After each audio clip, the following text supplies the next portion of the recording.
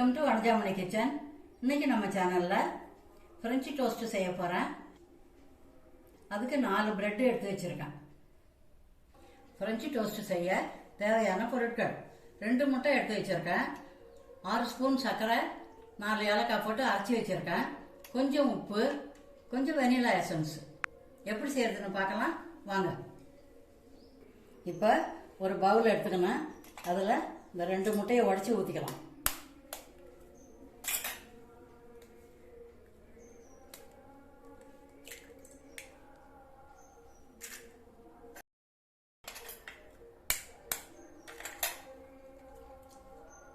முட்டையை நல்லா அடிச்சுக்கணும்.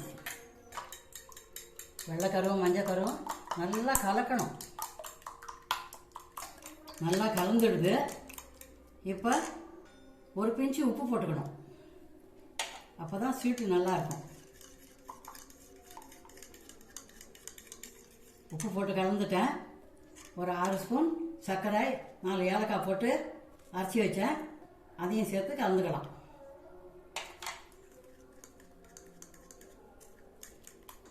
இந்த ஃப்ரெஞ்சு டோஸ்ட்டு சின்ன குழந்தைங்கள்லேருந்து பெரியவங்க வரைக்கும் விரும்பி சாப்பிடுவாங்க. நல்லா அடித்து கலக்கணும்.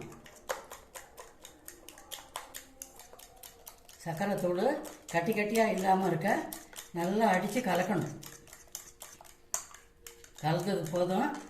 இப்போ வெனிலா எசன்ஸ் 1 ஸ்பூன் போட்டுக்கிறேன். அதையும் போட்டு நல்லா அடிச்சுக்கணும். இந்த கலவையை அடித்த வரைக்கும் போதும். ஃப்ரெஞ்சு டோஸ்ட் செய்ய ஸ்டவ் ஏற்றிட்டேன். பான் சூடாகிடுது.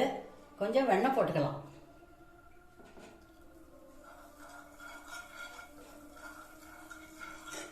இப்போ ஒவ்வொரு பிரெட்டாக எடுத்து இந்த முட்டையில் அப்படி நனைச்சி போட்டுக்கலாம். ஒன்று ஒன்றா வேக வச்சு எடுக்கணும். மீடியம் ஃப்ளேமில் வச்சுருக்கேன். நிதானமாக வேகட்டும். இப்போ வெந்துடுதா பார்க்கலாம். இப்போ திருப்பி போட்டுக்கிறேன். மீடியம் ஃப்ளேமில் வச்சாதான் தீயாமல் வேகும். இதே போல் எல்லா ஸ்லைஸ் பிரெட்டையும் முட்டையில் துவைச்சி போட்டு எடுத்துக்கலாம். வெறும் பிரெட்டு சாப்பிடாத பசங்க கூட இது போல் செய்து கொடுத்தா நல்லா சாப்பிடுவாங்க. குழந்தைங்கலேருந்து பெரியவங்க வரைக்கும் விரும்பி சாப்பிடக்கூடிய ஃப்ரெஞ்சு டோஸ்ட்டு.